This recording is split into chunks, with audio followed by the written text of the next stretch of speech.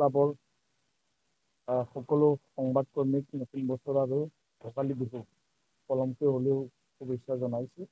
বৈনিচন্দ্ৰ যোজনাৰ হামলাইখন পাওঁনো মোৰ সৈতে আছে আমাৰ কেন্দ্ৰীয় কমিটিৰ উপসভাপতি সুৰন্দা ৱাৰী আৰু কেন্দ্ৰীয় কমিটিৰ সাধাৰণ সম্পাদক ফণীন্দ্ৰ বসুমতাৰী।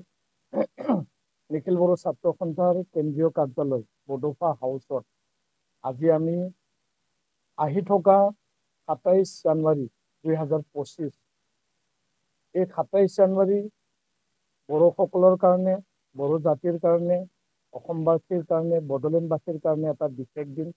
এইটো হ'ল বড়ো শান্তি চুক্তি বিটিআৰ এগ্ৰিমেণ্ট দিৱস বা দিন। আৰু এই একৰ্ডৰ যি ৫টা বছৰ, এই ৫ বছৰ যি চুক্তিৰ যি দিন বা দিৱস, সেইটো আমি চিৰাং জিলাৰ কাছিকট্ৰা হায়াৰ ছেকেণ্ডাৰী প্লেগ্ৰাউণ্ডত ২৭ জানুৱাৰী দিনজোৰা কাৰ্যসূচীৰে আমি খুব সুন্দৰকৈ আমি ৰূপায়ণ কৰিব বিচাৰিছোঁ। আৰু ইয়াত আমাৰ কিছু বিশেষ কাৰ্যসূচী তাত থাকিব আৰু ইয়াৰ কাৰণে আজি এই সংবাদমেল আমি আয়োজন কৰিছোঁ। ২০২০ ২৭ জানুৱাৰীত বড়ো শান্তি চুক্তি সম্পাদিত হৈছিল। নিখিল বড়ো ছাত্ৰ সন্থা, ইউনাইটেড বড়ো পিপল অৰ্গেনাইজেশ্যন আৰু লগতে NDBৰ 4টা ফৈদৰ লগত এই শান্তি চুক্তি সম্পাদিত হৈছিল। আৰু তেতিয়া NDA-2 মাননীয় প্ৰধানমন্ত্ৰী নৰেন্দ্ৰ মোদী ডাঙৰীয়াৰ চৰকাৰ আছিল আৰু বৰ্তমান NDA-3 চৰকাৰ চলি আছে।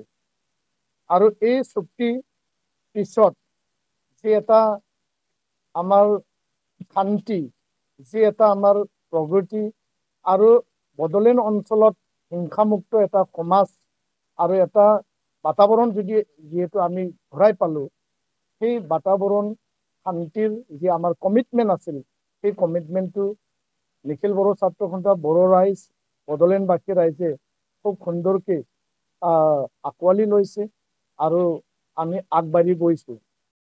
আমাৰ স্পষ্ট কথাটো হ'ল যে ২৭ জানুৱাৰী ২০২৫ সেই দিনাখন নিখিল বড়ো ছাত্ৰ সন্থাই আমি বড়োলেণ্ডত, অসমত যিমানবোৰ জাতীয় দল সংগঠন আছে, প্ৰাক্তন NDB যি ৱেলফেয়াৰ এছ'চিয়েশ্যন আছে, আৰু লগতে বড়ো সাহিত্য সভা, ইউনাইটেড বড়ো পিপল অৰ্গেনাইজেশ্যন, ইয়াত যিবিলাক আমাৰ বড়ো জাতীয় দল সংগঠন আছে, আটাইবিলাককে আমি আমন্ত্ৰণ জনাই পেলাই প্ৰায় ৩,০০০ প্ৰতিনিধিৰ এটা বিশেষ কাৰ্যসূচী আমি ৰাখিছোঁ। ৰাতিপুৱা পতাকা উত্তোলন হ'ব।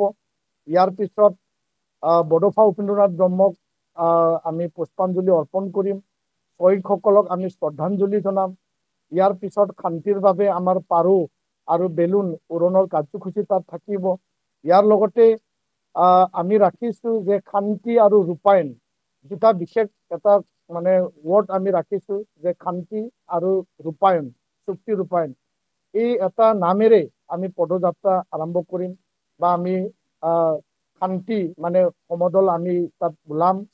আৰু 11 বজাত আমি বিশেষ আলোচনা চক্ৰ ৰাখিছোঁ যে উপেন ব্ৰহ্মৰ যি বড়ো জাতিক বিশ্ব দৰবাৰত প্ৰতিষ্ঠা কৰাৰ যি সপোন আছিল, Bodofa Upendranath Brahma and dream to build a vibrant Bodo community, সেই এটা যি টপিক, ইয়াৰ আধাৰত আমি এটা আলোচনা চক্ৰ ৰাখিম।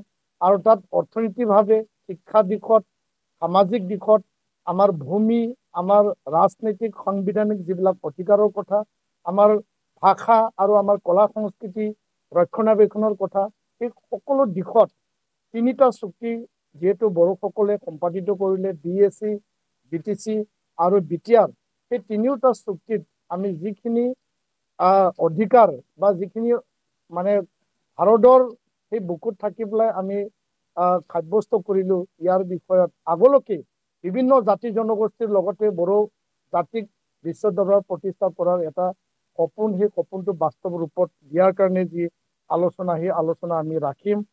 তো আমি সেই যি কাৰ্যসূচী, সেই কাৰ্যসূচীত BTR প্ৰধান আৰু চুক্তিৰ অন্যতম প্ৰধান সাক্ষ্য মানে কাৰী প্ৰমোদ বড়ো ডাঙৰীয়াক আমি মাতিছোঁ। আৰু গোবিন্দ বসুমতাৰী ডাঙৰীয়া, তাহানিৰ NDB, বৰ্তমান তেওঁ ডেপুটি চিফ হৈ আছে। আৰু উৰ্খাওগুৰা ব্ৰহ্ম ডাঙৰীয়া, লগতে ৰাজ্যসভাৰ MP ৰণবীৰ নাৰ্জাৰী ডাঙৰীয়া, ইয়াত আমি আমন্ত্ৰণ জনাইছোঁ MDBS প্ৰাক্তন যিসকল নেতা আছিল, বৰ্তমান তেওঁলোকে চৰকাৰত আছে, চাওৰাইৰা যাক বিহিত কৰিছিল, আৰু NIA আদালতত এতিয়াও ট্ৰায়েল চলি আছে। তো এইবিলাক মানে কোনো অৰ্থ নাই বুলি আমি আজি দাবী কৰিব বিচাৰিছোঁ, আমি আহ্বান জনাব বিচাৰিছোঁ। তো সকলোকে মুকলি আকাশত এৰি দিব লাগে। আৰু আজিৰ এই সংবাদমেলৰ যোগেদি কেন্দ্ৰীয় আৰু ৰাজ্য চৰকাৰ সকলোকে আমি আহ্বান জনাইছোঁ যে আহি থকা দিনত অতি শীঘ্ৰে চুক্তিৰ সকলো দফা আখৰে আখৰে যাতে ৰূপায়ণ হয়, আৰু যি এটা সপোন আৰু যি এটা উদ্দেশ্য লৈ পেলাই চুক্তিত আবদ্ধ হৈছিল, সেই সপোন আৰু উদ্দেশ্যটো বাস্তৱত যাতে ফলপ্ৰসূ হয়, ইয়াৰ কাৰণে আমি কেন্দ্ৰীয় আৰু ৰাজ্য চৰকাৰক আহ্বান জনাইছোঁ।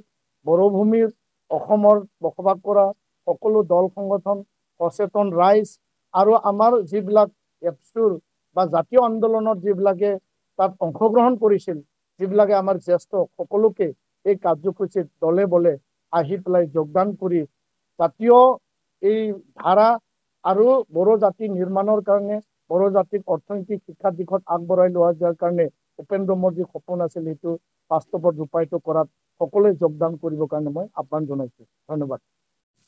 যিসকল সেই সময়ত প্ৰধান যিসকল মানে ৰঞ্জন দৈমাৰী ডাঙৰীয়াৰ লগত নেতৃত্ব বহন কৰিছিল, দিল ৰঞ্জন নাৰ্জাৰী ডাঙৰীয়া, অঞ্জালু বসুমতাৰী ডাঙৰীয়া, তেখেতসকলক মাতিছোঁ। ইউনাইটেড বড়ো পিপল অৰ্গেনাইজেশ্যনৰ নেতৃবৃন্দক আমি আমন্ত্ৰণ জনাইছোঁ, আৰু আমি ভাবিছোঁ সেই কাৰ্যসূচী আমি খুব সুন্দৰভাৱে ৰূপায়ণ কৰিম। আৰু এই চেকতে নিখিল বড়ো ছাত্ৰ সন্থাৰ আজি এই সংবাদমেলৰ যোগেদি কেন্দ্ৰীয় চৰকাৰ, ৰাজ্য চৰকাৰক আমি আহ্বান জনাব বিচাৰিছোঁ, দাবী আমি ৰাখিব বিচাৰিছোঁ যে শান্তি স্থাপন আৰু হিংসামুক্ত সমাজ গঢ় দিয়া, প্ৰগতিৰ দিশে আগবঢ়াই নিয়া, সেইটো আমাৰ প্ৰধান লক্ষ্য আৰু আমাৰ এটা কমিটমেণ্ট আছিল। সেই কমিটমেণ্ট আমি 5টা বছৰ আমি পালন কৰিলোঁ। আগলৈকেও শান্তি চিৰযুগমীয়া হৈ থাকিব, ইয়াত হিংসাৰ কোনো ঠাই বা স্থল নাথাকিব। কিন্তু ভাৰত চৰকাৰ আৰু অসম চৰকাৰ, কেন্দ্ৰীয় আৰু ৰাজ্য চৰকাৰ, দুয়ো চৰকাৰে যিখিনি প্ৰতিশ্ৰুতি আমাক প্ৰদান কৰিছিল, কিছু প্ৰতিশ্ৰুতি তেওঁলোকে সমাধান কৰিছে, কিছু প্ৰতিশ্ৰুতিৰ চুক্তিৰ ৰূপায়ণ অলৰেডি হৈ গ'ল।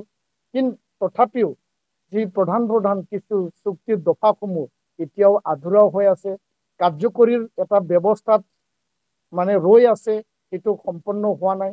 ইয়াৰ কাৰণে আমি আহ্বান জনাইছোঁ কেন্দ্ৰীয় চৰকাৰ আৰু ৰাজ্য চৰকাৰক খুব পজিটিভেৰে অতি সোনকালে টাইম বাউণ্ড যি সময় উপযোগী যি ইমপ্লিমেণ্টেশ্যনৰ কথা আছিল, আখৰে আখৰে ৰূপায়ণৰ কথা আছিল, দাড়ি কমা ৰূপায়ণৰ যি কথা আছিল, এই 5টা বছৰ এই সময়ছোৱাত আমি কেন্দ্ৰীয় আৰু ৰাজ্য চৰকাৰক নিখিল বড়ো ছাত্ৰ সন্থা বড়ো জনগণৰ হৈ চুক্তি স্বাক্ষৰকাৰী হৈ পেলাই আমি আহ্বান জনাইছোঁ। আৰু জেলত থকা যিসকল প্ৰাক্তন NDB নেতা আৰু সদস্য, গুৱাহাটী চেণ্ট্ৰেল জেলত 64গৰাকী জেলত এতিয়াও কাৰাবাস তেওঁলোকে হৈ আছে, তো তেওঁলোকক অতি শীঘ্ৰেই 26 জানুৱাৰী আহি আছে, 27 জানুৱাৰী মানে চুক্তি দিৱস, আৰু ইফালে গণৰাজ্য দিৱস, এই এটা সন্ধিখনত কেন্দ্ৰীয় আৰু ৰাজ্য চৰকাৰে বিবেচনাৰ আওতাত আনি পেলাই তেওঁলোকক মুকলি আকাশত এৰি দিয়াটো আমি দাবী জনাইছোঁ, আহ্বান জনাইছোঁ। আৰু যিহেতু চুক্তি এটা শান্তি যিহেতু এতিয়া হৈ গ'ল, আৰু তেওঁলোকে এই চুক্তিত যিহেতু আবদ্ধ হৈছিল, তো তেওঁলোকে জেলত থকাৰ কোনো প্ৰশ্নই নুঠে। আৰু যিসকল এতিয়া জেলত আছে, তেওঁলোকে প্ৰায় 15টা বছৰ, 16টা বছৰ, 13, 14টা বছৰ অতিক্ৰম কৰিছে।